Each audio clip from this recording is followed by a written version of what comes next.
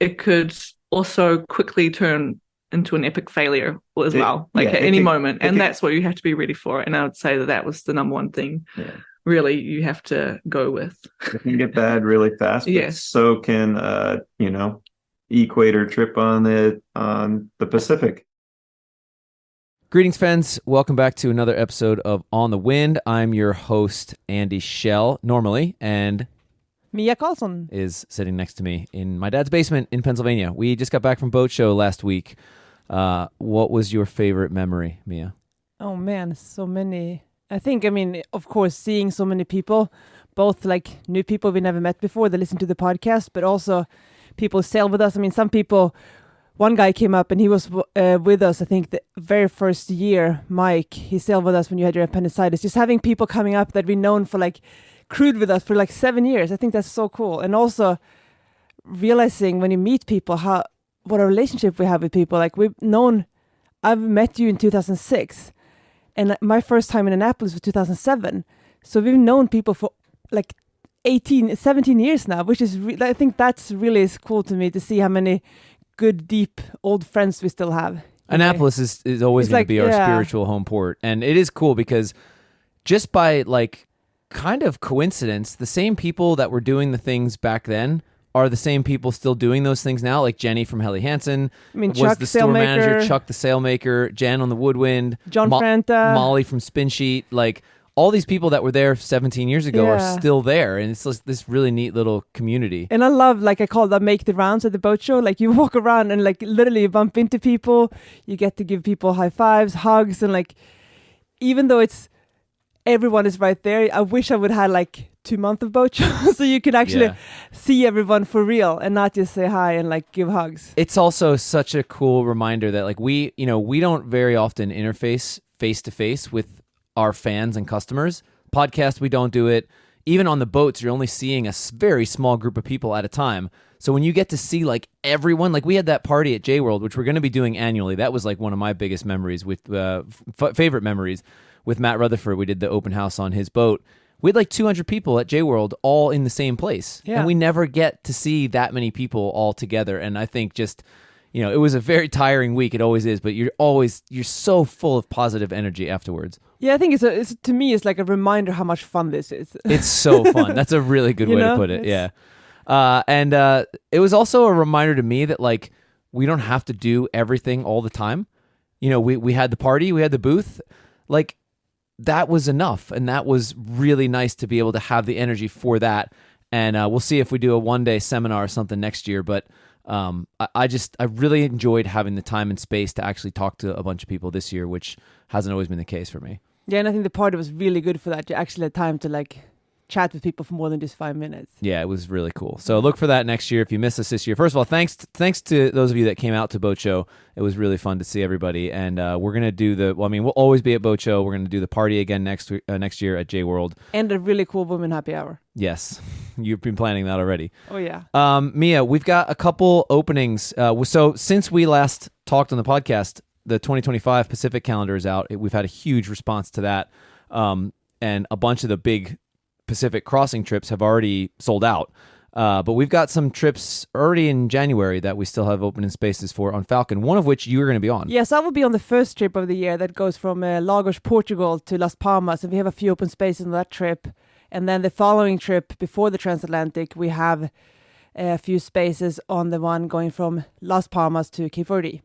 2 really good trips, like mostly downwind, good, fun sailing. Warm, but not too hot. Like really nice winter escape. I know you're going to be looking forward to leaving Sweden. It's a reason maybe why I picked that first one. Yeah, leaving Sweden in January, the darkest week of the year. And I'm joining the boat then in Cape Verde to go across the Atlantic. This will be my second trade wind crossing. And they're pretty easy trips to join because they're not, I think they are like 7-8 days each. Yep. So they're pretty short and sweet. It's good sailing, offshore, A to B. Yep. But still, you don't have to commit to 3 weeks away. Yeah, so that's in January. Then we've got some availability on Falcon next summer, I think. All that stuff is on 59-north.com/bunks, I think is where we have offshore. The open bunks /offshore. Thank you. That's all up there. And yeah, we're going to be sailing together in Portugal, actually, in like 2 weeks. Yeah, you and me. Yeah, first time in almost 4 years since Axel was born. He will be with grandparents. Yeah, very excited for that. So cool. Anyway, thanks again to those of you that came to Boat Show. Those that we missed, but come next year, we'll see you there. And Mia, until next time. Hold fast. By the way, we were a little premature with that. Emma is actually hosting the podcast today. Oh, wow. And she did an episode. I actually don't know much about it. I'm looking forward to listening to this. That's the coolest thing about having co-hosts on the show now is I get to listen to the show as a fan. Yeah, that's really cool. So now, until next time. Hold fast. This season of On the Wind is presented in part by Forbes Horton Yachts. Forbes is a buyer's broker for any boat you have your eye on, even if it's not in his listing. His website has a great selection of boats that he has helped people buy and sell over the years to give you an idea and to see what he's working with right now. But if you're looking at buying a boat or selling a boat, he can help you with that too. He's a sailor himself. He and his wife Jamie refitted and sailed their Tartan 34 to the Eastern Caribbean and back, so they know boats and the sea and would be a great choice if you're looking to sell your current boat or buy your dream boat. You can check them out at ForbesYachts.com. This season of On the Wind is also supported by AG1. AG1 is the daily foundational nutrition supplement that supports whole body health. I tried AG1 because I was curious about what it would be like to have something that could deliver all my vitamins, minerals, and nutrients to me in one easy routine. I'm not someone who keeps many daily routines other than my morning coffee, and I've been surprised and impressed at how AG1 links right into the rest of my morning routine. I like that it's a daily habit, and I also like that it gives sustained energy, improved digestion, and support for mental clarity and focus. It also costs less than $3 a day, which is definitely less than my daily coffee. So if a comprehensive solution is what you need from your supplement routine, try AG1 and get a free 1-year supply of vitamin D and 5 free AG1 travel packs with your first purchase. Go to drinkag1.com/onthewind. That's drinkag1.com/onthewind. Check it out.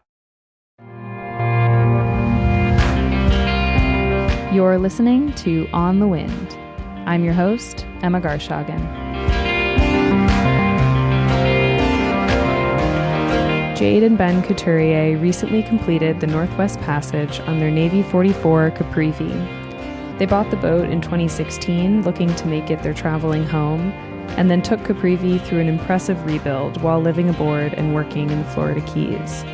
In June of 2022, they set sail and have covered a ton of distance since then.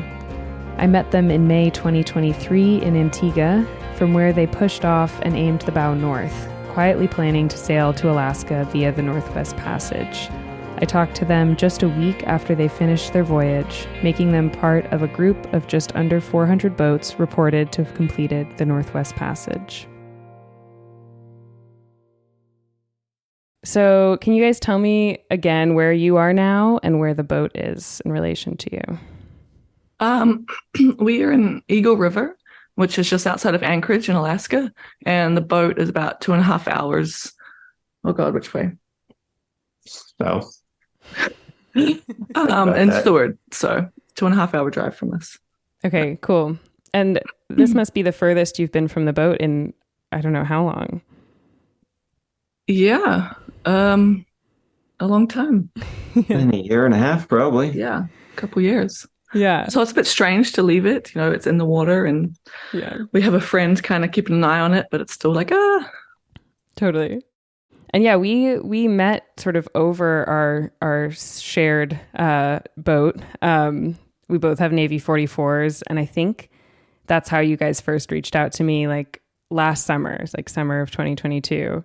Yeah, that's right. We had actually downloaded some of the 59 North podcasts, and we were actually offshore from Charleston to we were planning on Block Island, I think, but we ended up getting headed and went into Atlantic City. And we were just offshore, and your podcast came on, and Emma's like, Navy 44, and we're like, what?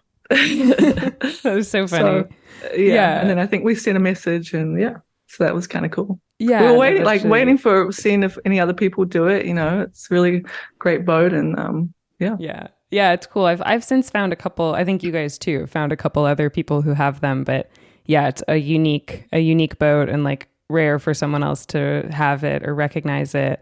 And then we had dinner on your boat. My boyfriend Pat and I had dinner on your boat in Antigua in May of this year.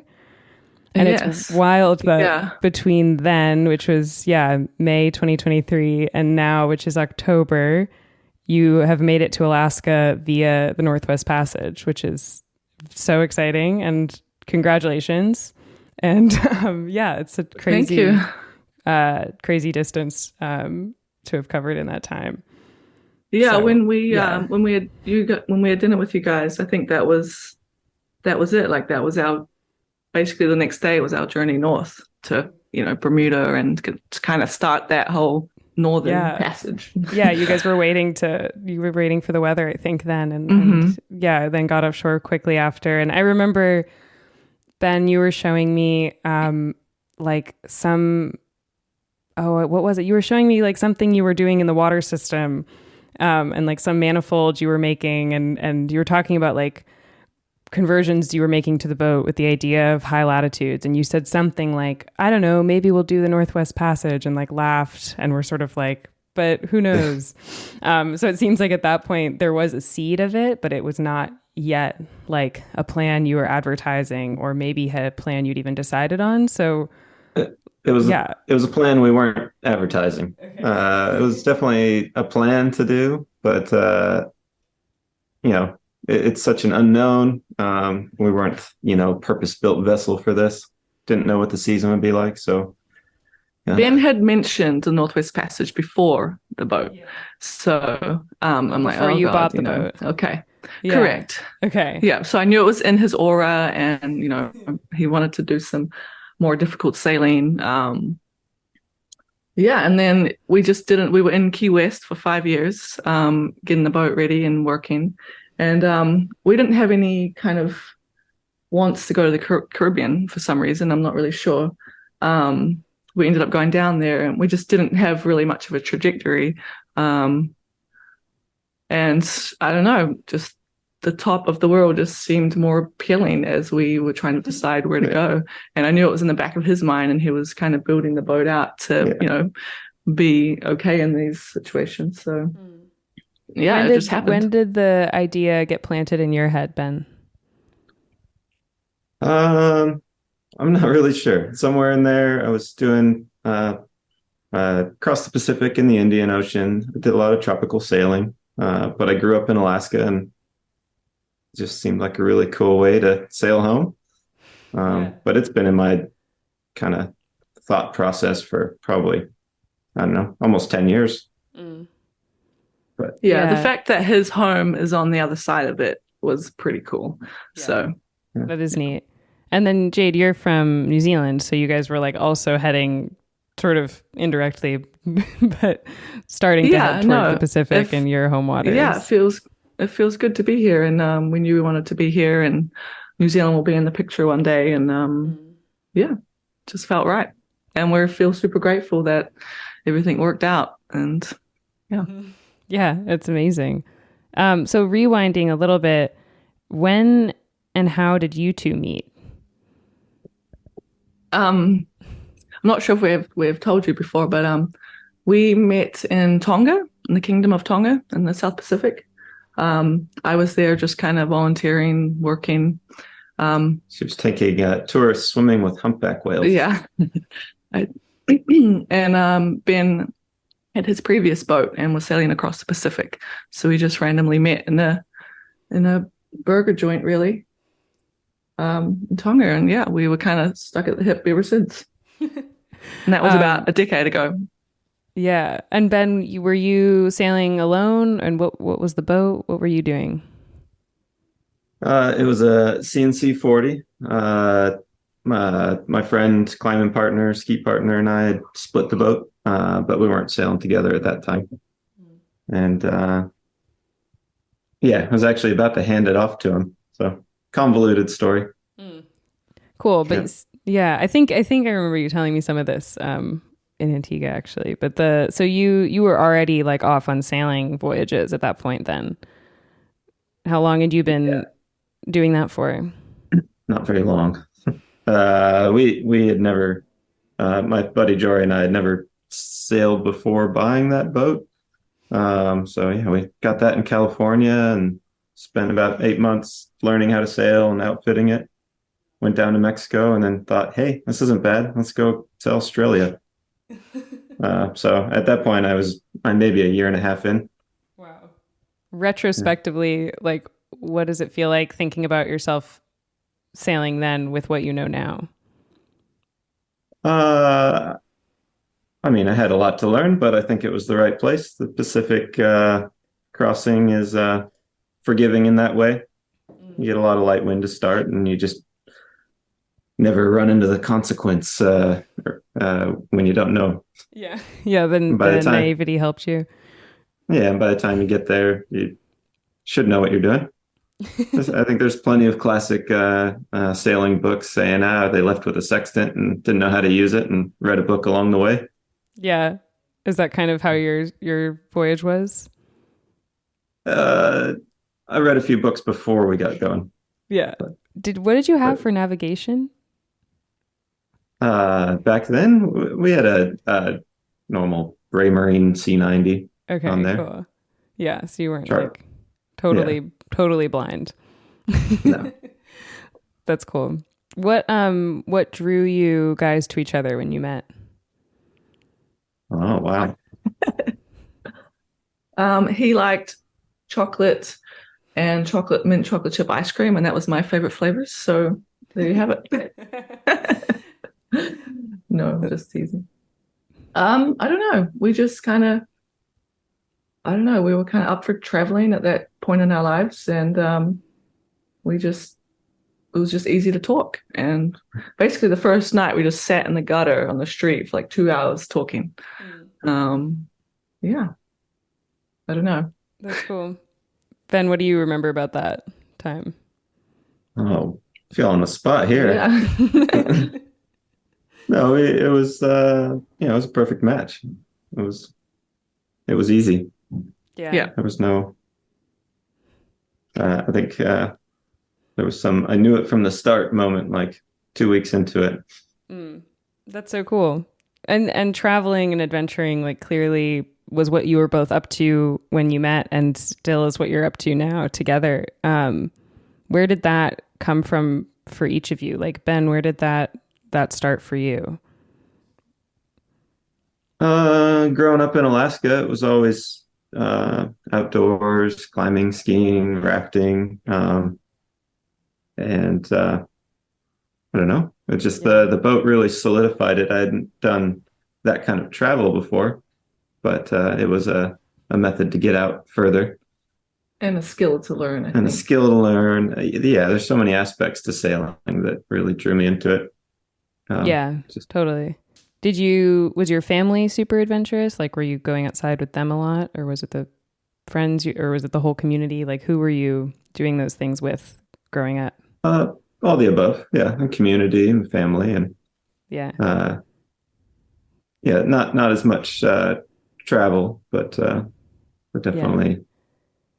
What do you think? What do you think made you like lean into those things? Because like, I don't know. I bet maybe everyone you grew up with is doing stuff like this, but maybe not. You know, like I think you've seemed to.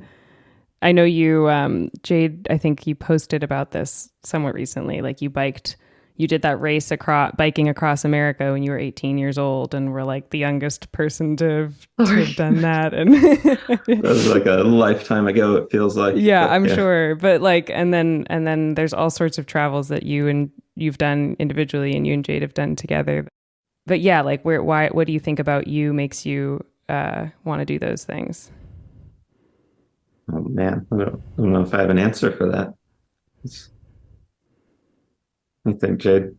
Well, I think the answer to your first question for me was I think kind of the New Zealand culture of like an OE, like an overseas experience, we call it. And it's kind of like ingrained in us. Like when we finish high school or university, we're like, all right, we've got to go on your OE, go overseas for a year, work in a pub in England for whatever. And so I kind of had that in me to like just go. And then when you do, you just learn so much about life and different ways of life, obviously.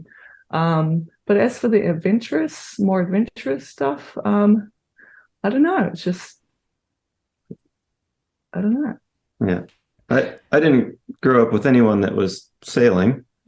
Just Alaska, there's fishing and, the water's cold. It's not super forgiving for learning how to sail.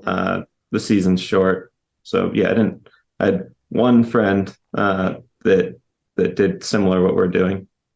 And that was pretty influential. And it was during a fairly adventurous kind of trip right in the middle of it that he went and did that one as well. And so I had a lot of momentum. Can you describe this stuff?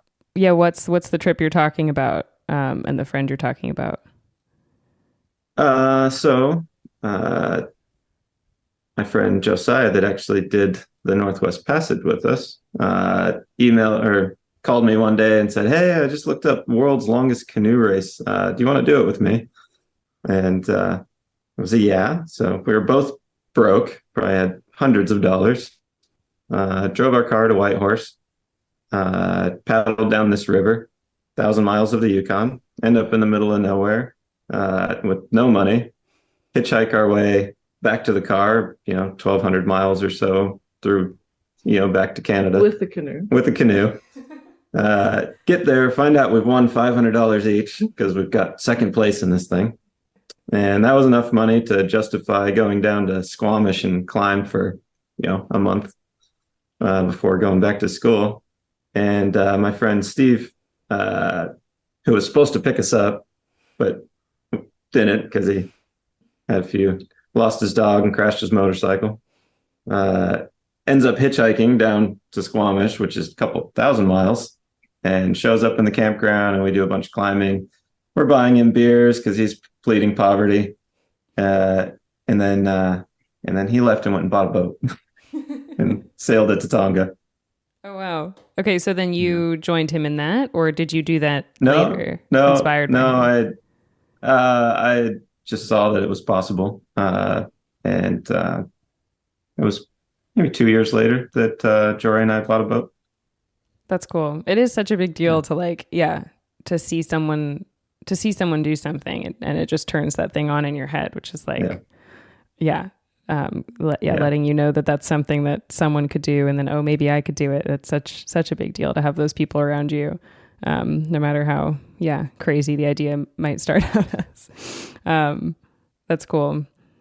So I guess let's go back to, I have like 8 million questions about all these things, and I feel like we could do like a series of conversations with you guys just about like, all the adventures you did before getting to Caprivi, to your Navy 44, and then like just a refit episode or 3 refit episodes and then on to this year of sailing. But yeah, when you bought your Navy 44, why did you decide to buy it? Why were you guys like, yes, we want to buy a sailboat together and this is the one? I think after Ben sold his CNC 40 in Australia, we had traveled for a couple more years by land. And so having the land travel part, we kind of knew that we wanted to, have travel next by boat because, it's your home and whatnot. And so we thought maybe in Greece or whatnot, we could find a cheaper boat or whatnot. But regardless of that, we just knew we wanted to have our kitchen sink with us as opposed to a river. Yeah. How had you been traveling before? Like when you mentioned land travel, what did that look like? Well, we ended up crewing for a friend from Australia, from Darwin to Cape Town. And I wanted to see Africa. So we bought a motorcycle and drove it. I didn't know that was going to happen, but Ben started on the eBay and in South Africa, started looking at vehicles. And of course he looks at a motorcycle. He's had motorcycles before. And the first one we look at we bought, and I was like, oh God, here we go. So we ended up doing, we spent a lot of time on that motorcycle. We basically drove from Cape Town to England on it. Wow. Yeah. It's no small journey. So, no, it took about 8 months. Cape Town to Cairo, Egypt was about 5 months. And then from there to Western England was 3 months. But, and then we went back. Ben went back to Alaska. I went back to New Zealand. We worked for some more money. We decided that we still liked each other. So we met back up in Heathrow. And then we did another 5 months on the motorcycle around the UK and Scandinavia, Eastern Europe. And like camping along the way or staying in hostels or something? Yes. Yeah, some mix. Mainly camping and, a bit of couch surfing. But back to the boat choice, though. I had that CNC 40, which was a great sailing boat, but just we were tearing it apart. I wanted to get into some higher latitudes, and it was terrible timing for us to go buy a boat. We were just coming back to the States to try and work and figure all that out. And it was right away we saw that listed, went and looked at it and one other boat just because there was one in the area that we felt like we should look at 2 boats if we're going somewhere. And I stepped on that thing. It was unlike any 44-foot boat that I had been on. Certainly unlike anyone that I could have afforded ever. Totally. The gear's huge. The construction's great. Like, it needed a lot of work. 6 months, he told me. Yeah. He said it would take 6 months to. Yeah. I had to convince her somehow. Yeah, exactly. It's very convincing. Yeah. So might have been slightly obsessed about it after stepping on it. Yeah. Yeah. So how, or when you bought the boat, what was the plan? Did you have like a refit plan and a cruising plan, or were you just like? There's not really any. I had an idea of the layout that we wanted to do. Again, it was a perfectly capable sail training boat, but I had to convince Jade that I could make it a home. So we had a pretty ambitious plan on the modifications. As far as the cruising went, no, we've gone long distance west before, so it seems more complicated after that. What's the goal? So we just figured we'd decide on that later. Yeah, and there are definitely just to like give other folks a little, we know the Navy 44s intimately, and but they're not a super common boat, and they're designed to be sail training race vessels, and the U.S. Naval Academy designed them to do that, and would pack like I think 12 people on board and race from Annapolis to Bermuda and all over. To take that very purpose-built boat, which is pretty sparse down below and incredibly Spartan and designed to sail with a big crew, and make it a liveaboard for a couple to cruise long distances is definitely a big job. And I'm wondering, without like reliving the whole refit right now, if you can like describe a little highlight reel of like some of the major things you did. Oh boy. It's a lot. Just every piece. When we first bought it was in Solomons, Maryland, which honestly was part of the reason we bought it. The yard there, I guess Washburn's yard. Such great people, grass still on the ground, it was cheap. So it was really, really easy to go do a project there. And we did all the outside stuff there and then sailed down to Florida. So, re-gel coated, repainted. I cut out these massive Dorad boxes so that I could bring lines to the cockpit. I dropped the companionway down so that when we built a Dodger, we could actually get into the boat, move the Traveler, got rid of a locker in the in the cockpit so that we could have an aft cabin, put bulkheads in so that we could have an aft cabin. Just started. Wow. Really just took a sawzall to the thing. Yeah. So you were thinking like that, you were thinking that far ahead in the design of the interior already at that point, and we're just like going for it, and which is impressive. And I also think like something that's very obvious about like if you look at your boat at Caprivi, it like tells, I think it tells a lot about you guys and maybe you specifically, Ben, because you've like not just like, I don't know, I think refit is the wrong word. Like you've really rebuilt the boat and from scratch. And a lot of people, myself included, when they get a new boat, they're like, yeah, we'll put some new bottom paint on and go sailing. And you were gonna like, yeah, you regel coated, you took it to the extreme. And I think that shows a lot of long-term vision. Even though to me, even it seems really daunting. It shows this like long-term plan.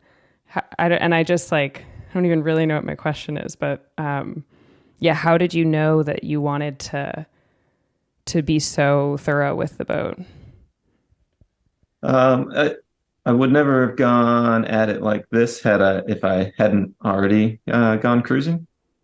So I had a really clear idea of what I wanted in a boat from crossing with the CNC, and we on the Indian it was a Scepter 43.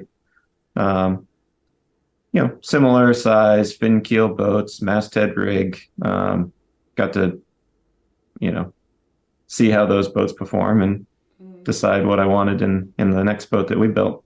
Yeah, that's cool. The layout was pretty straightforward. Traditional V-berth, settees, aft cabin, trying to make everything good at sea. So you couldn't be too creative in there and not just completely destroy it. Yeah. And I mean, also the nice thing in a way about the boat is like, there wasn't much you weren't pulling out like old wood paneling and cabinetry because there just wasn't any, like there was just a little bit of plywood to pull out. It's pretty easy to remove a couple of metal pipe berths. Yeah, totally. Except you went further and like, I know you cut and re-welded one of the water tanks to make like a U-shaped settee and did tons of fiberglassing work. And I mean, yeah, you guys have got an incredible boat out of it.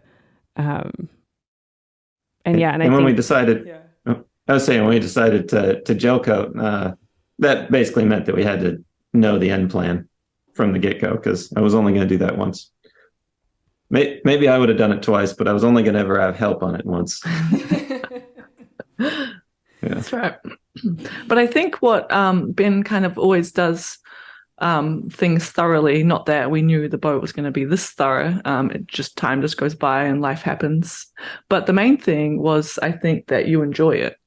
It was enjoyable. So each part was enjoyable. Yeah. It was our own project. It was pretty fun it was a weird type of home building. Yeah, totally. And that's a good way to put it too. Like, I think, people will, it's easier maybe for people to wrap their heads around like such an extensive boat rebuild when you realize it's your home too. And you're like, making it, exactly what you want. So then I'm going to like kind of skim over the next 5 years, because like from when you started rebuilding the boat, but quickly, like you guys were in Florida, like you mentioned, in the Keys. And I know that was an important time because you like did an incredible amount of work on the boat, and also had a community there. But while you were there, how did the sort of ideas and plans for moving onto the boat and cruising evolve? Well, we lived on it the whole time. And we had a marine electrical business there that was quite distracting. And a lot of it got steered in the direction it did because of COVID. Also, Jade was getting her U.S. citizenship. So it really locked us in for a while. So we had the time to do the finish work and just slow down a bit. So that's part of the evolution. Otherwise, we probably would have left much earlier with a more crude interior for sure. Yeah. Yeah. The interior of the boat's beautiful. And I'm going to get a lot of pictures from you guys and also send people to your website and Instagram because, the boat's beautiful. But also I'm imagining, like, I know lots of people's questions when they see someone setting out on a big boat project is like, where's the money coming from? And you talk about, like, you know, needing to stop your travels on the motorcycle to stop and make money. And so how did you guys build the finances to, like, be able to go cruising full time? Was that through the work in Florida? And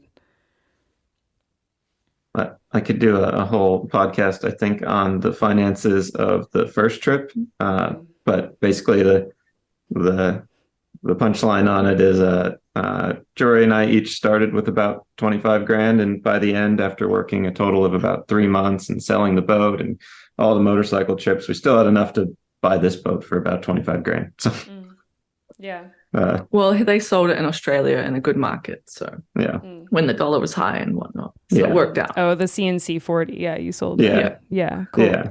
And then when it comes to our normal professions, a captain's license, I was driving a barge and an excavator and doing piling work. And then we created a marine electrical business with friends in Key West that did quite well. It's still going.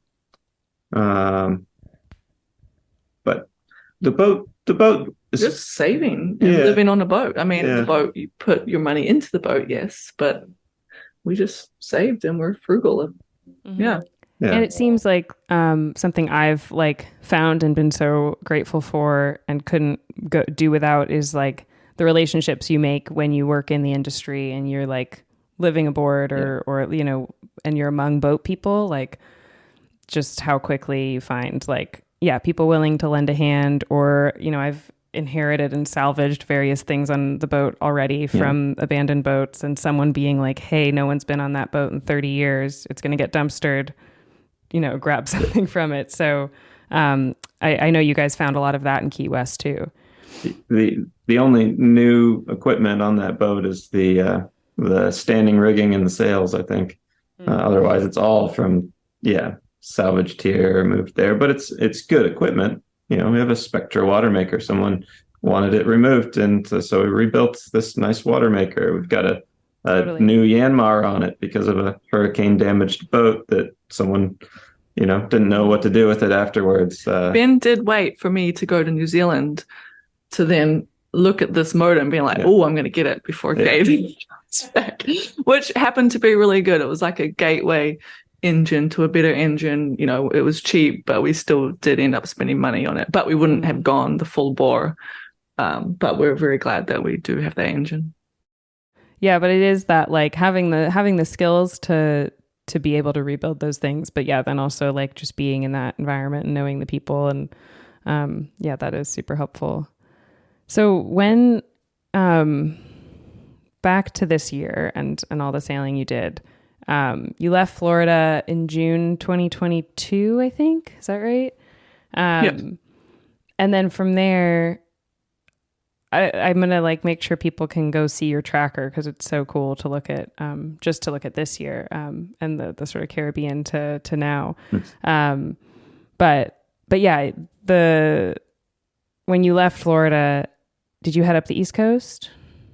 Yes.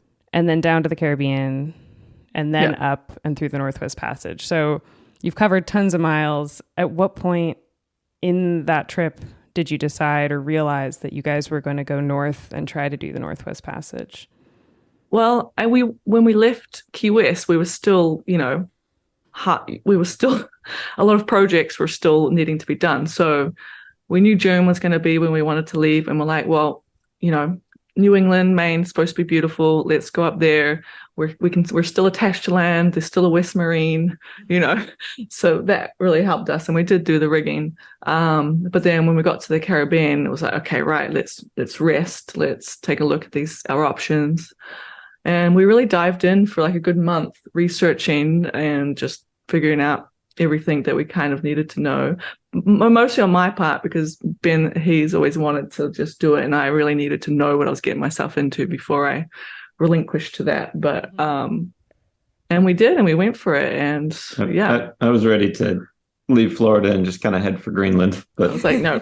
But Jade was right. I mean, Maine is beautiful. We've got lots of contacts up the East Coast, but we didn't realize how many and how great that could be. So we got to really travel through that and loved it. And then the Caribbean, I was writing the Caribbean off, and that was a wonderful time. So yeah, we got to, see our boat do her thing just by living, off grid with it, and just beam reach to the next island. It's great. Yeah, who would have thought sailing around somewhere where it's a beam reach all the time could be so enjoyable? Yeah, pretty nice. And you like know that the wind is going to be blowing and roughly from where, and yeah, that definitely changes the further north you go, as you guys know. Yeah. And that must have been a nice way to get to know the boat and get to know life on board and like sailing together as a couple and bringing friends on. And so I think I'm sure that was a valuable time. Yeah. I want to ask you guys, I want to get into the Northwest Passage and like kind of try to like have you take us through some of it. But I also want to ask, and I think this is something that a lot of listeners will care about and wonder about, is like how has it been from when you left Florida to now sailing and living together full time as a couple? Because I know lots of people that I meet and work with are aspiring to that, or maybe wanting to, quit their job and go cruising, or retire and go cruising. And I think like, even just from sailing with my partner, that dynamic is something that is so interesting, and it's challenging in the ways that it is just to like have a partner and live with them, but then also to be on the move and solving problems and being at sea is so fulfilling, but also can be super hard. So I want to see if we can like chat about that a little bit.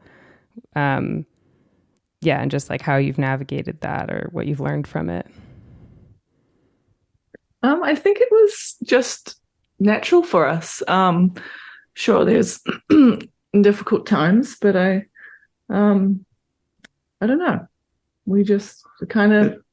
You go ahead. I was gonna say I watched a lot of relationships deteriorate in the Pacific, including some of my own, and I don't know. After it takes a while to get comfortable with it all, and it can be very stressful, but we don't really feel that at all anymore. I don't think the managing of the boat and the conditions and the long time at sea is just really not an issue at all. Like we have more trouble when we get back to land and we're required to do normal things. I feel like we're like, oh, we have to do something today because sailing doesn't justify that day. Yeah, I mean, we could easily, like when we left Maine, it was cold enough that we were inside with the heater for a week, and then we went down to Newport and we were pretty happy on the boat, and then we sailed to Antigua, and when we got there, well,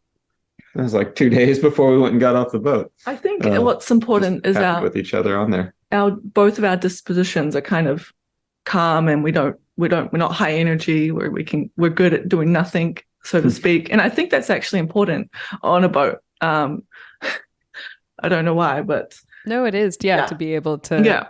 Yeah, to be able to do nothing together. Yeah, and nothing's a funny way of putting it, because I mean, when you are sailing, you're navigating and looking at weather and analyzing all these things and trimming and keeping the boat moving well. Mm-hmm. And very likely like fixing things or like, like, there's always something to clean or something. There's always stuff to do. Oh yeah.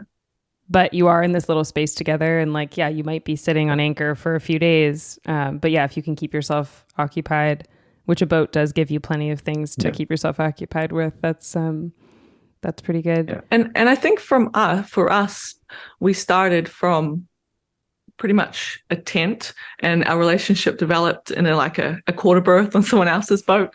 So we kind of went from the quarter berth, and then a tent for a year on a motorcycle, like one motorcycle, two people. So like when we kind of got to the boat, I'm like, there's so much space. What are we going to do with all this room? Yeah, being like 44 feet apart is quite far. So that's funny. Yeah, it's just felt normal. I was just thinking, people often get hung up on the productivity aspect. They've got expectations of what they're going to get out of each place. Um, even like Northwest Passage, you think, oh, you're going to hike this, do that. And you just have to go into it realizing it's going to be a lot of sailing, and that should be satisfying, and that just focusing on doing that well and keeping the boat safe, like you've done it, so don't get so caught up when you can't fit in the perfect restaurant or the perfect hike when you get there. Yeah, I think that's a good point. And also just, yeah, like that goes in with the expectation setting when you're on a long trip or a challenging trip is like, expectation setting is hard and good when you can go in and sort of be like, we don't know what we don't really know what the weather's going to do next week. So we can't aspire to go do something crazy that the weather might not let us do, or the ice or the fog or whatever it is.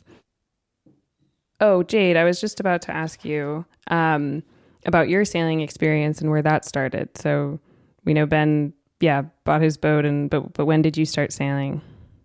Basically, when I met Ben, I had never sailed. So yeah, I've always been on boats. I worked on fishing vessels and whatnot. Always been attached to the sea that way. I studied, kind of an applied marine biology and diving and whatnot, but never sailing. So yeah. And how did that how has learning to sail been, or how was it learning to sail? Did you learn it from Ben or from other friends? Well, when we met, we sailed a couple of months in Tonga, Fiji, then down to New Zealand. And so, I was like the third crew member, fourth crew member there. So, I wasn't so responsible for so many things, which was great because I could be a bit more ignorant and just kind of learn as I went. And I think for me, the main thing was the cruising, like the fact that you can take your kitchen and travel that way. That's what I really liked about it. And the sailing's so good. So yeah, I don't know, just from cruising boats, really. So not really little dinghies or anything like that. Yeah. Which I probably learn a lot. Yeah. It is good to get thrown into a little boat. And I've noticed for myself recently that I've spent so much time sailing offshore in the last few years that now when I'm sailing in a smaller boat, or I was just in Vineyard Haven in Martha's Vineyard with friends from Gannon and Benjamin, who you guys know, and sailing in the little wooden boats around the harbor there. And they sail the little boats right up next to the beach and jibe around the breakwater, and they're weaving in between all these other beautiful wooden boats in quite close quarters. And I'm totally not used to that anymore. It's this funny thing of, getting good at offshore passages or getting comfortable with them. And then you get back close to land and you're like, oh my God, there's all this stuff to hit and we have to tack in 10 seconds, not in 2 days. And so there's always, I don't know. I definitely have gotten rusty with that, even though I started in small boats and dinghies. And then, in terms of the sailing together, how do you guys share the roles on the boat? Do you sort of both do everything, or does one of you take more of one role and one the other? I would say we probably have more traditional roles, but with the watches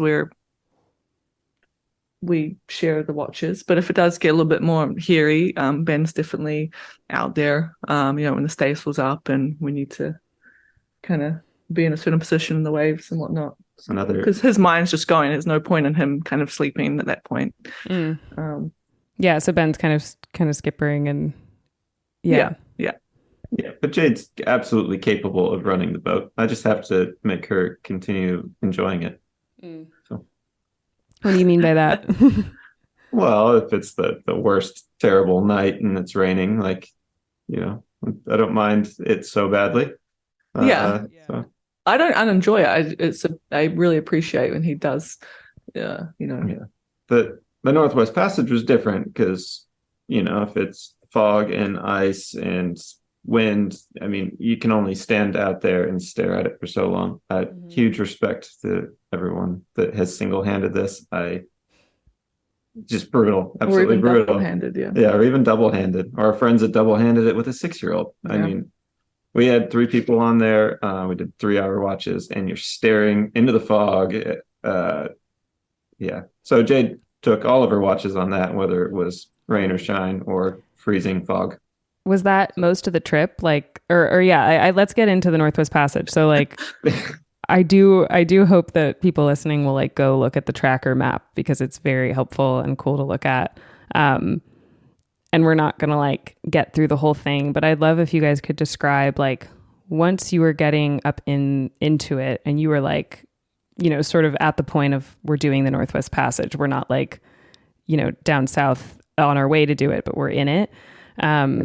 Yeah, what did a day look like? Like what was the landscape like, and like what did a day look like?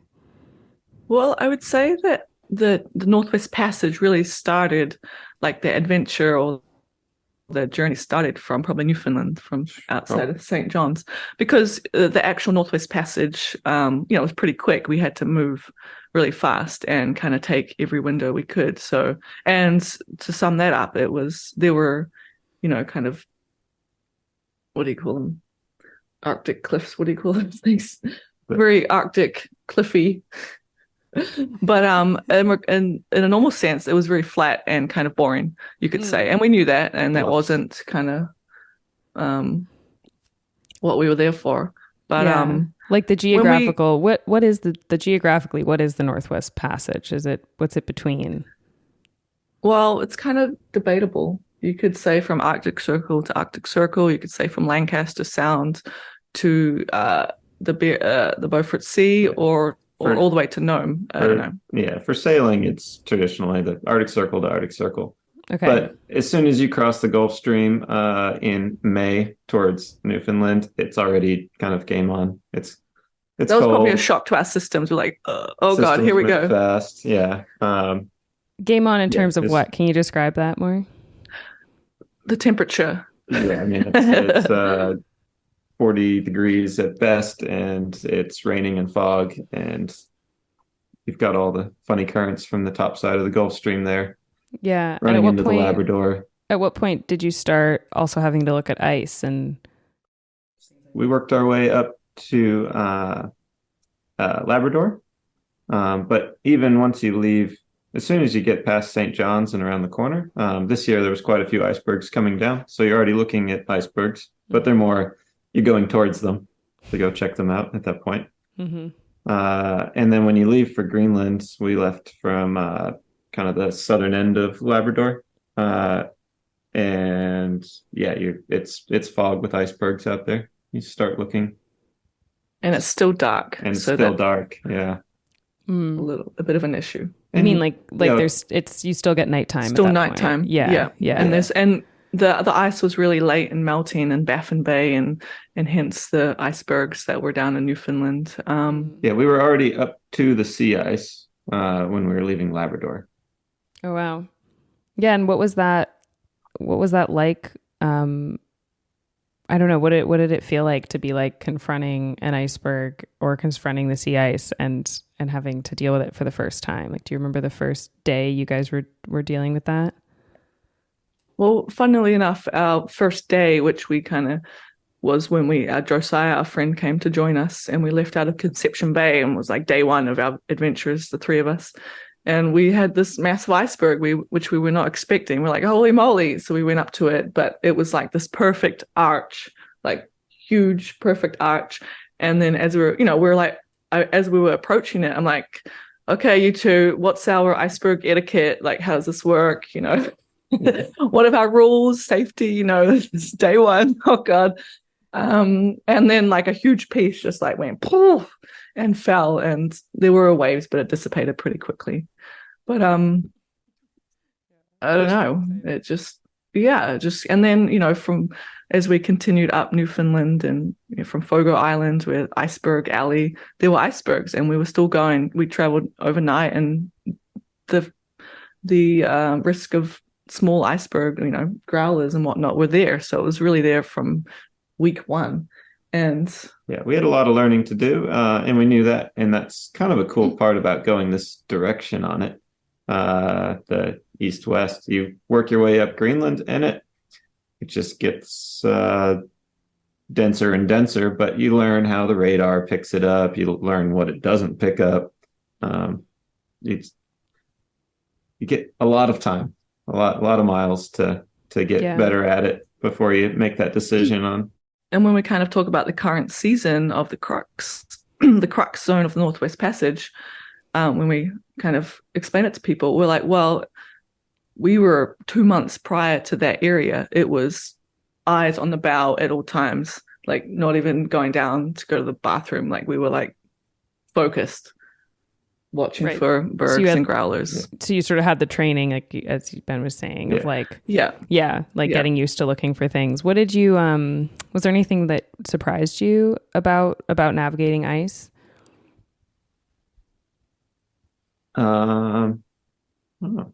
It was different than I thought, but I didn't really take into account the icebergs as much as sea ice, and it's just a totally different thing to deal with. Sea ice, it's going to be in proximity of other sea ice. The icebergs, they can break off small chunks that go for a long ways away from something that's being picked up by radar. So what do you mean? Like, what do you mean by that? Where the iceberg, did it surprise you that you found icebergs, and did you find them in more places than you expected, or what do you mean by that? I guess more the growlers could be further away from a large piece than expected. So the little bits that, and those would radar pick those up, or not necessarily? Not necessarily. So that's like you had to be like scanning, and did you guys have any close calls with ice, or did you hit any ice? We were purposely trying to get good at this before going to the Northwest Passage. So we were going up, fjords, uncharted fjords with an ice, with a glacier at the end, and it'd be dense enough to where, you're pushing through small bits of ice. It was slushy. And you kind of learn, how to get the bow wave up so that slushy is still like basketball size or more. It's still smacking the hull pretty good. And the boat did fine with that. Were you? Yeah. And that's what you were expecting. Were you like how did you know? I think some folks like still have, the sort of thinking of like, why would you go anywhere where there could be any ice with a fiberglass boat? Like I hear people say that. What knowledge did you get or have that let you go do this on a fiberglass boat? I guess no knowledge of it really. I have knowledge of working on fiberglass and seeing how tough it is. Go out in Greenland and basically all the boats running around fishing are scooting around way faster than us with fiberglass boats, and they're,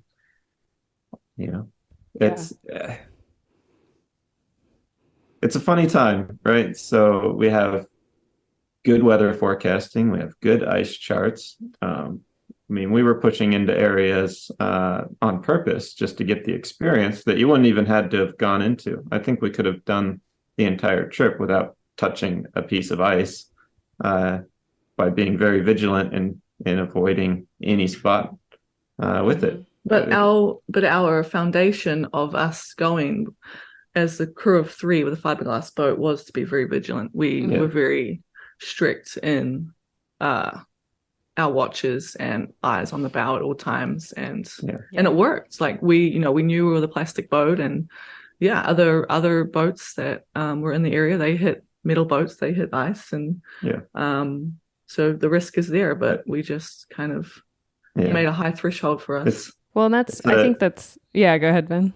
I say it's definitely controversial. But it's one of those controversies that I feel like, I don't know. Like I went to Svalbard on the Swan 48 on East Bjorn, which is fiberglass, and we stood watches and we paid attention to where the ice was, and we were quite cautious with it, and would get out of somewhere once we saw that the ice was drifting in a certain way because the wind had changed. And there is some I don't know. This might get fact checked and be wrong, but I think there are some statistics on just how your risk tolerance changes with the equipment you have. So like if you're on a big metal boat, you might take bigger risks, but if you're on a fiberglass boat, you might be more conservative. Or like if you're wearing a bike helmet, you might go do something more dangerous than if you're not wearing a bike helmet and you're like going to try to protect yourself a bit more. So I think clearly there are ways to do it safely. I was definitely in that park with that. I really wanted to make sure we knew what we were getting ourselves into, and we were prepared to turn around. We were going to be conservative.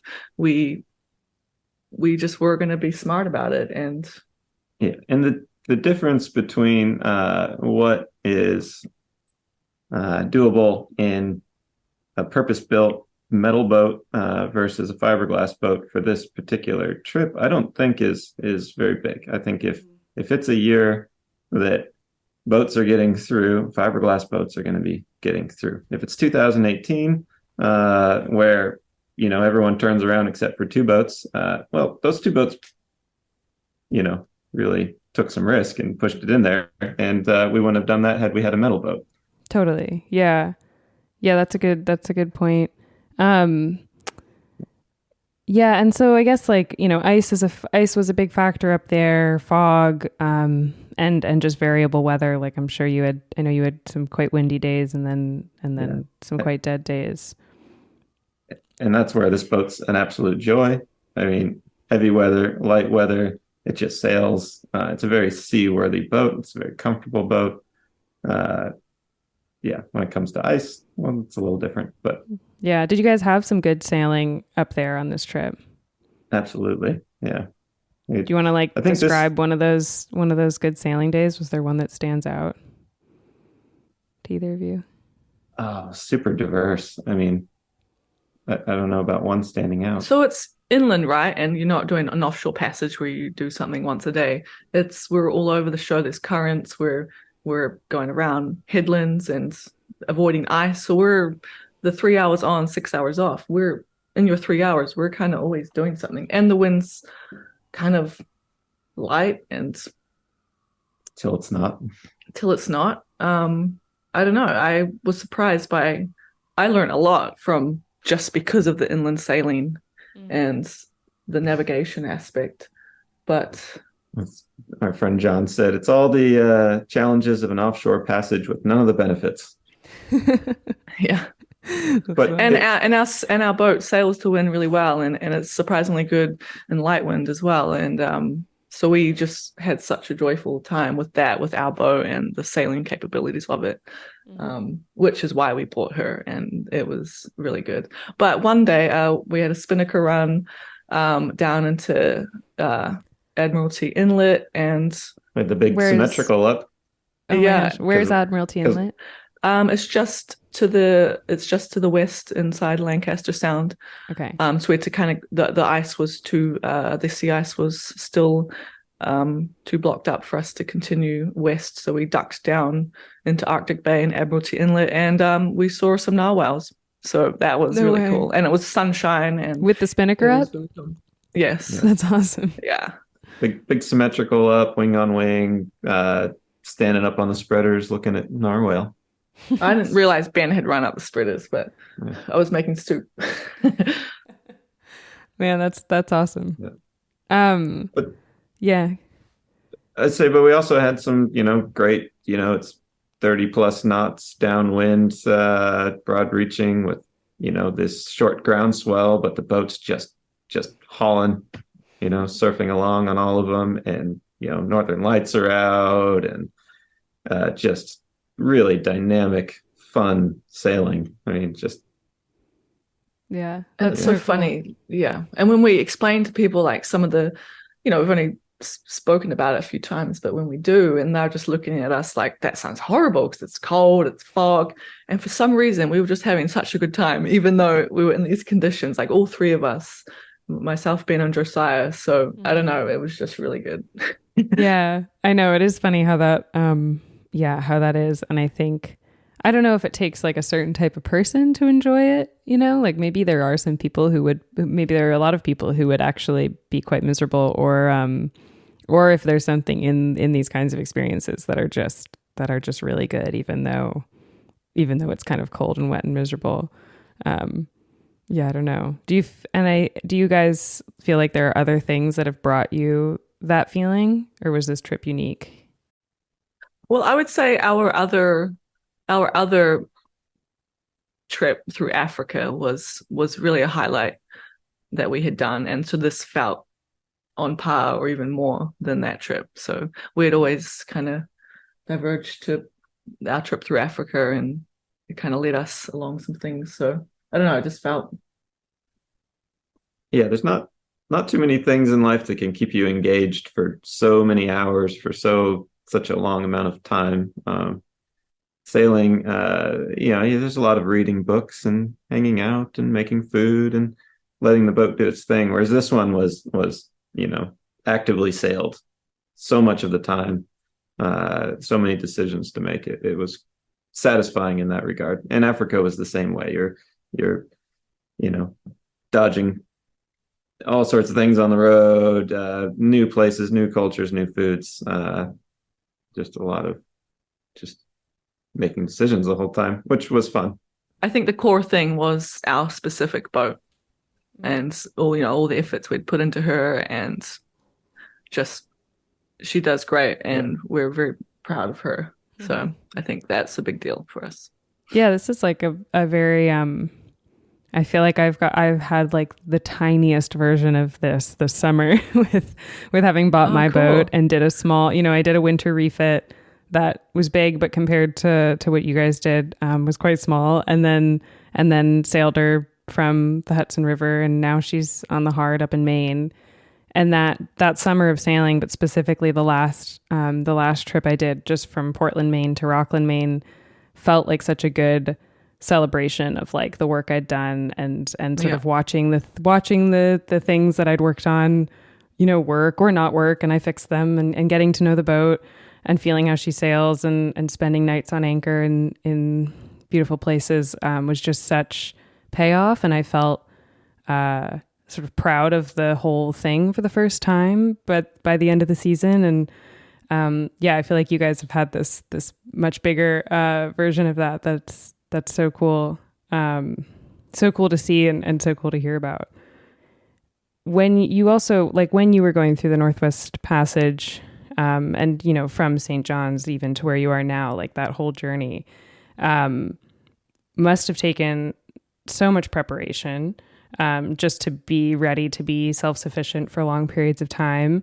And then as you were going, you must have stopped in some ports along the way. So what were those places like? Like, where did you stop and reprovision during the trip?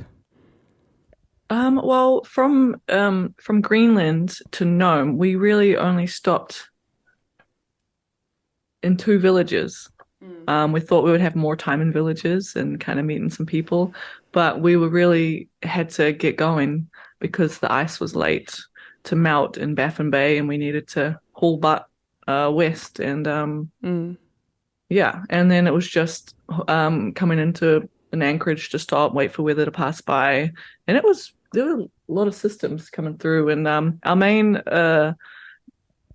place, when we came from Greenland down to Arctic Bay, and we were in Arctic Bay for about 8 days, I believe, and we had to wait for like a week-long storm to go through Lancaster Sound. And what that did was break up the ice and kind of helped that aspect. And it was looking like it was going to be late this season, or kind of a bad season for ice, and we were still nosing in to check it out. And when we came into Lancaster, it was close to shore, but we were able to safely navigate that gap to Arctic Bay. And then that 10 days of gale came through and just cleared everything out. It was great. Oh, interesting. I wouldn't think of that like makes sense, but I wouldn't think of a storm being the thing that moves the ice out. Yeah, it has a lot of influence. Yeah, it was almost a shame because you want to be faced with that moment of decision and make the right ones and experience it all. But on the risk management side, we know how to deal with weather a lot better than we know how to deal with sea ice with the boat. So, and there was plenty of weather. Yeah. What do you mean? What did you mean by that? Like that you that it was a shame that you were in port, or it was a shame that you were. Just those classic, vision of being out navigating through sea ice. In a gale? Not in a gale. No, Okay, no. okay. Motoring along in zero wind with the Okay. Oh, so the storm like really clear cleared it lead all to out. the other side. In the crux zones, yeah. Yeah. Yeah, So you there were was able still- to. About 300, 400 miles Yeah. of the area where it's make or break whether it's going to happen or not. Mm. That had cleared it out through Prince Regent, Victoria Strait. Okay, Yeah. so after that, it was like we're going, and then you sort of powered through the section where the ice had been cleared out. Yeah, and there was still sea ice, but with an ice chart, I mean, you can pick your routes around, and we didn't have to navigate through. When we went through, I guess, Victoria Strait was the last area that we saw some sea ice, and it was 1 to 2 tenths for a short amount of time. I mean, And we had to divert, don't even to have to slow down for navigate that. around it. When you say Yeah, 1 to route. 2 tenths, is that like an ice? I'm not that familiar with ice. Like charts or 20% ice coverage of forecasting. ice. Okay, so like cloud coverage, but ice coverage. Yes. Yeah. And the typical they say you can navigate in 3/10, so 30% ice coverage. More than that, it gets a bit dodgy. So Yeah. So did you when you say like you could see the sea ice but you weren't navigating through it, that means like what did that look like? Like what is it visually? What does it look like? well, I mean, we knew where the ice was on the chart and from the satellite images, so we would put our course kind of heading around it as opposed to a straight route to where our destination. Yeah. There's a lot of detail that each country has their own ice charts in it, and it shows you whether it's first year ice, second year ice, percentage of coverage on the ice. It's What's happening over there? Can you I hear don't know. that It's on like the- a bird or something. Can you hear the I knocking? can't hear it. No. Okay, good.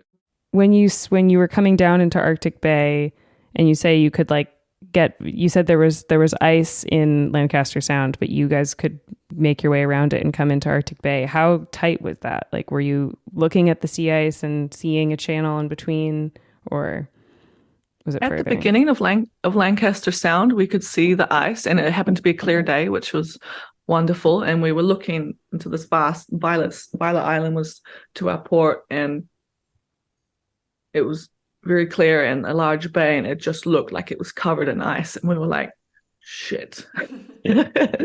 But then we kind of knew that to the south of Lancaster was a bit clear, so we kind of just headed that way, and it kind of worked out where You have to take into account the winds, the current, and the ice. The current was going to help keep it clear. The wind direction was going to help keep it clear.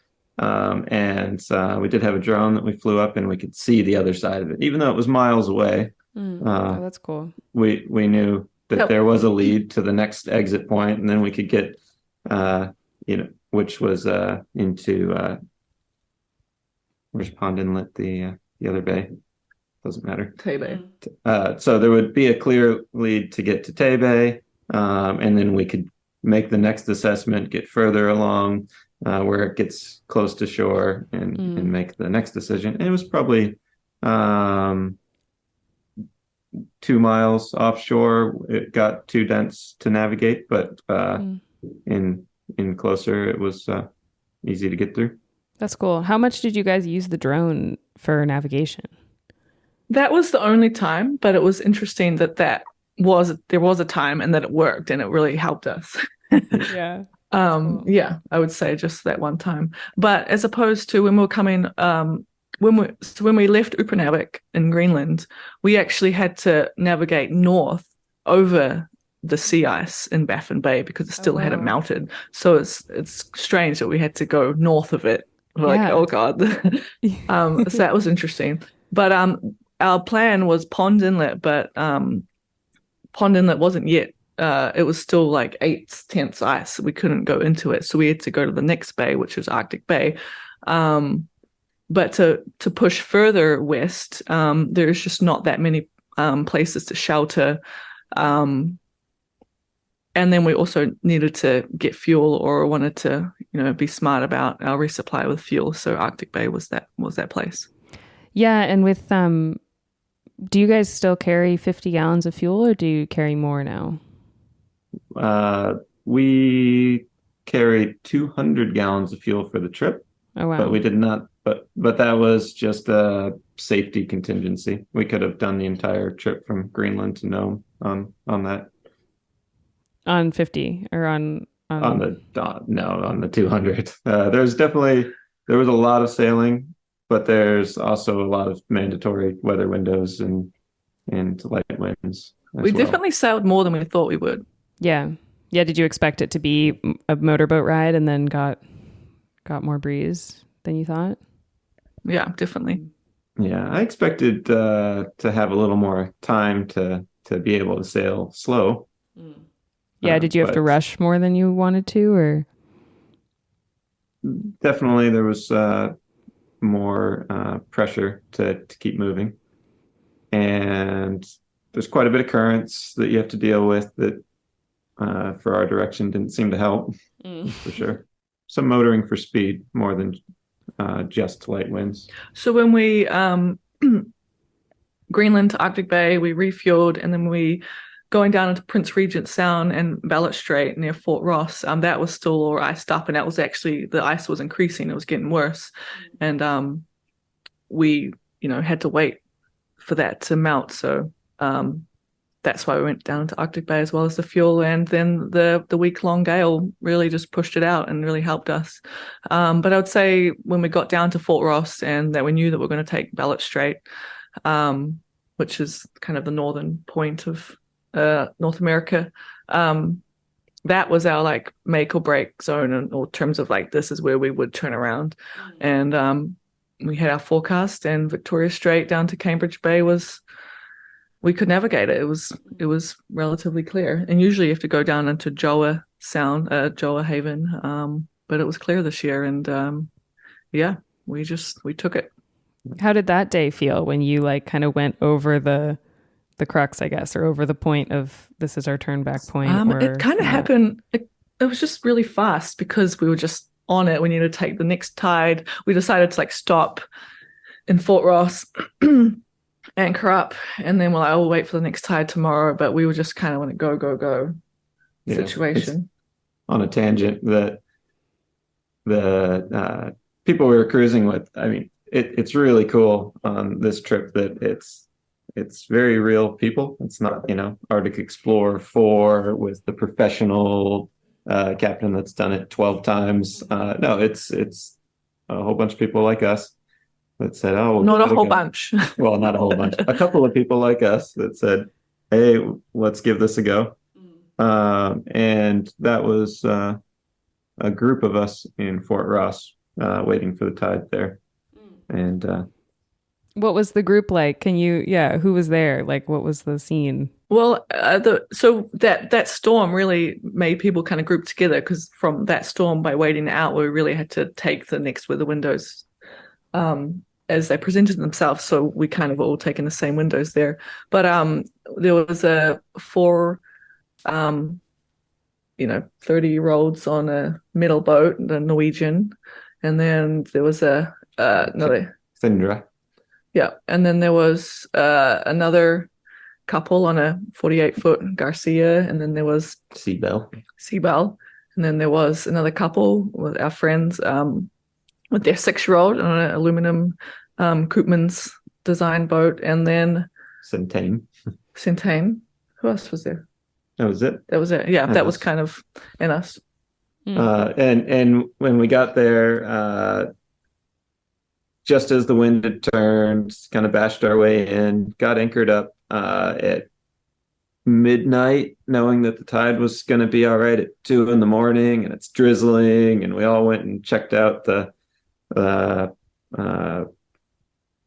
Fort Ross, the shack, the Hudson Bay Company shack there, which was, kind of a historic spot with everyone that's come and gone has gone and, put their names in. That's it.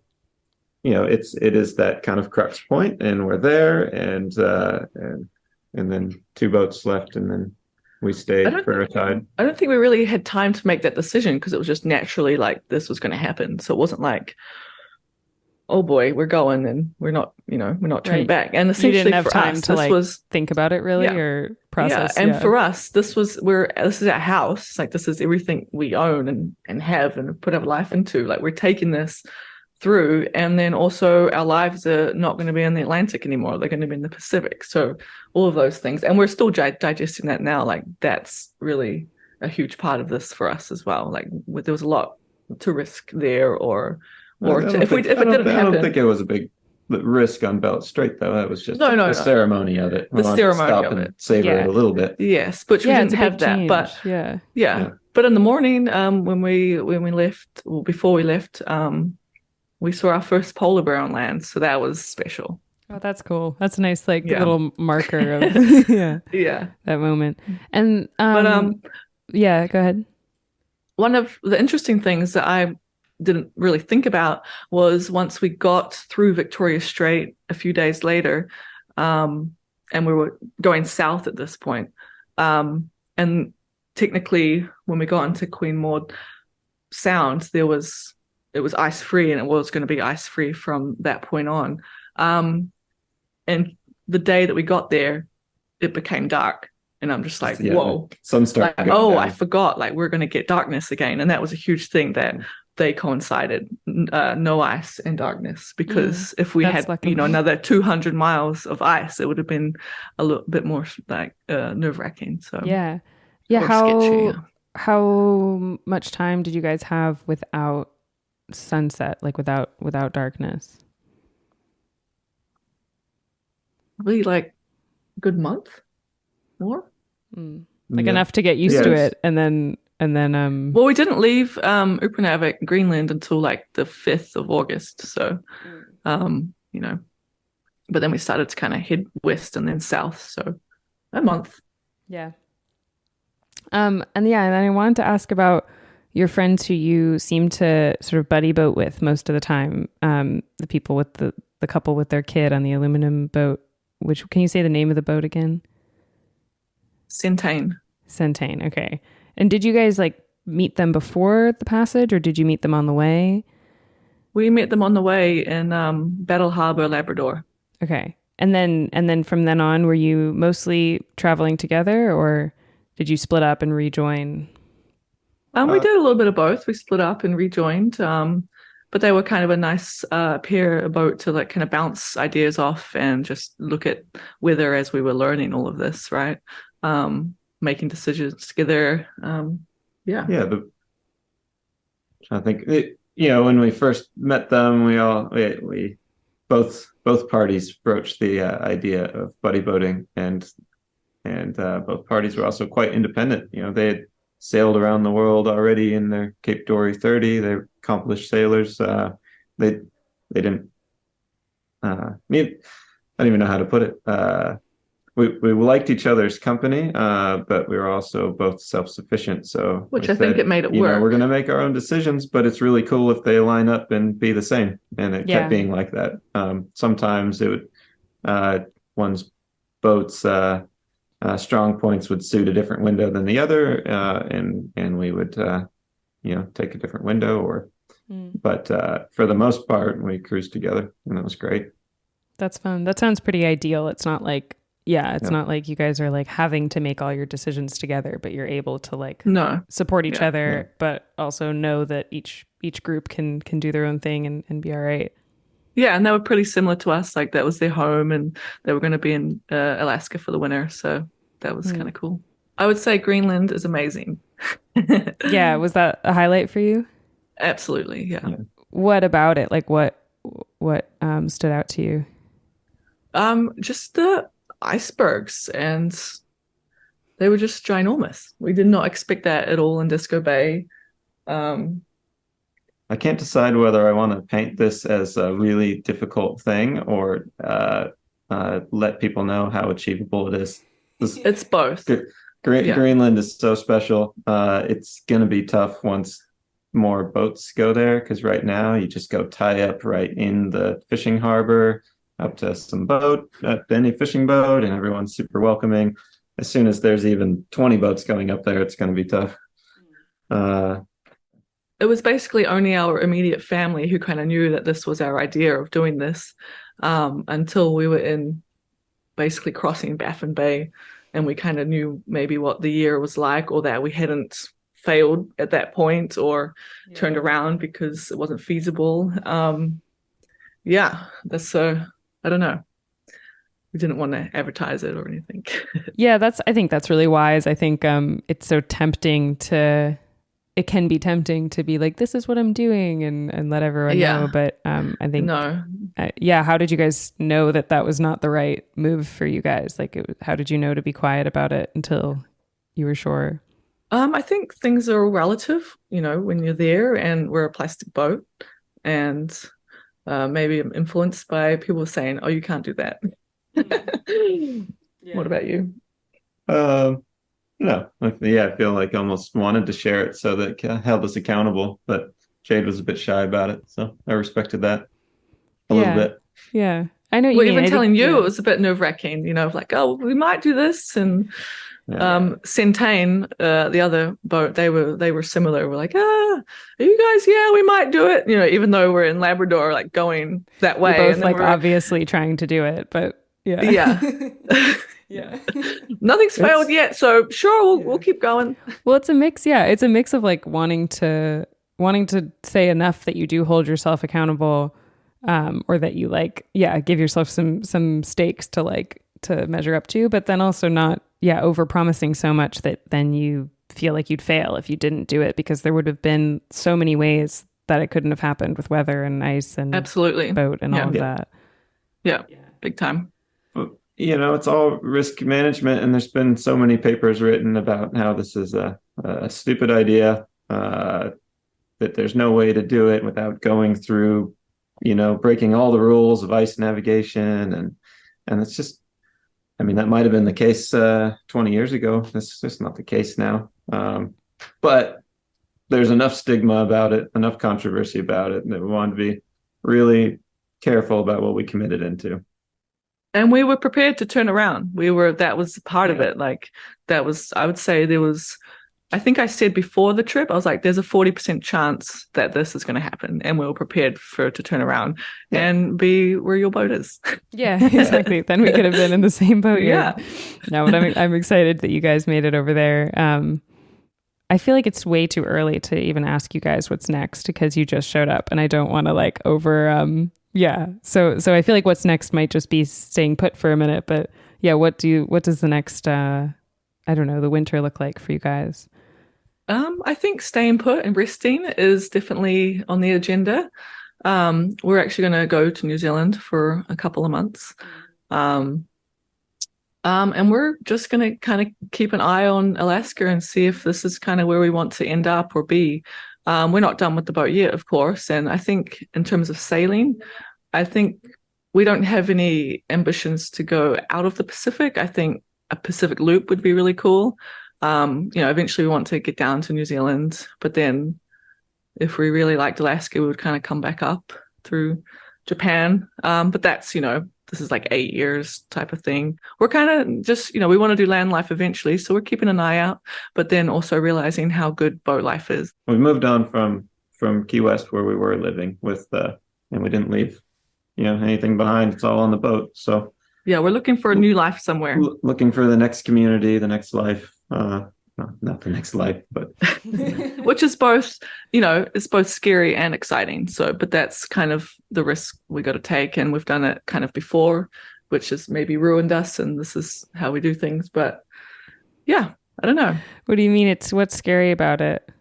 Well, we, don't know where we could be. We could get down to $0 in the bank account, all these little things. So starting again and we had a good thing where we left, and so it's a little intimidating to build it again. But yeah, how do you get the courage to go do the next thing and leave something comfortable behind? I think probably from traveling in our early 20s did it, and I think that's ruined us, because we have those expectations in life and how we want to spend our time. So we're okay with risking some things to spend our time that way.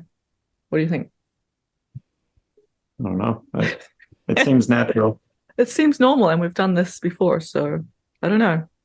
Yeah, but then we're getting older, so there's that too. It'd be the opposite. How do you get the courage to just not go? How do you get the courage to settle down and say this is it for life? Yeah, that's a great question. I don't know. I'm certainly also in the figuring it out. Well, I definitely want a big garden one day, so that'll pull me to land. Me too. That's the thing that's always a bummer about this. I feel like I keep losing garden seasons to sailing seasons, and eventually I'll get there. And my question is how I don't think you can do both. How do you do both? I don't think you can. Even if you had money, I just don't think you get the same aspects. You kind of need to do one or the other. I don't know. I'm figuring it out. No, I know what you mean. I think I'm in a stage of life where I'm like, everything is possible, but also I don't know how to do any of it, I'm like in my mid-20s and it all feels possible, but it also all feels daunting. And but as I try to do both, I always find myself split, down the middle, and one foot on land and one foot at sea, and that's quite tough. So yeah, I agree. It's a problem I think I feel lucky to have, and I feel like all of us who go absolutely who have this boat disease or travel adventure disease all understand, and hopefully I don't know, it might be a little while till I'm in the Pacific, but hopefully we cross paths again, and maybe with both of our boats. That would be a good cool. boat for the Northwest Passage. I know. Careful giving me bad ideas. Yeah.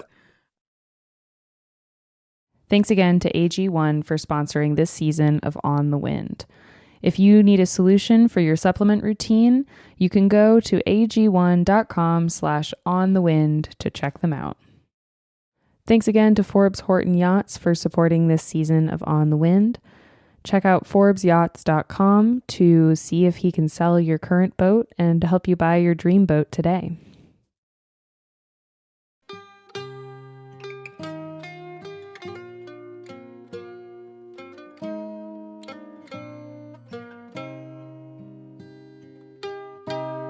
On the Wind is the podcast about sailing, created by 59 Degrees North and hosted by me, Emma Garshagen, August Sandberg, Nikki Henderson, and Andy Schell. The show is mixed and produced by Lee Cumberland.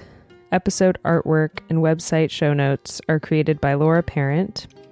The intro theme music was written and performed by former podcast guest Cameron Dale, and the outro music you're hearing now is by our friends at Stormweather Shanty Choir. We love hearing from you, so send us a note at holdfast@59-north.com. You can also help us out a lot by reviewing the show on iTunes. Thanks, and hold fast. I spent it fast, got drunk as drunk could be. And when me money was all gone on liquor and the horse, I made up me mind that I was inclined to go to sea no more. No more, no more, to go to sea no more. I made up me mind that I was inclined to go to sea no more. As I was walking down the street, I met sweet Angeline. She said, come home with me, me lad, and we'll have a cracking time. But when I awoke, it was no joke. I found I was all alone. My silver watch and my money too, and my whole bloody gear was gone. Was gone, was gone. My whole bloody gear was gone. It was when I awoke, it was no joke, for my whole bloody gear I was walking down the street, I met Big Rapper Brown. I asked him if he would take me in, and he looked at me with a frown. He said, last time you was paid up with me, you talked up no score.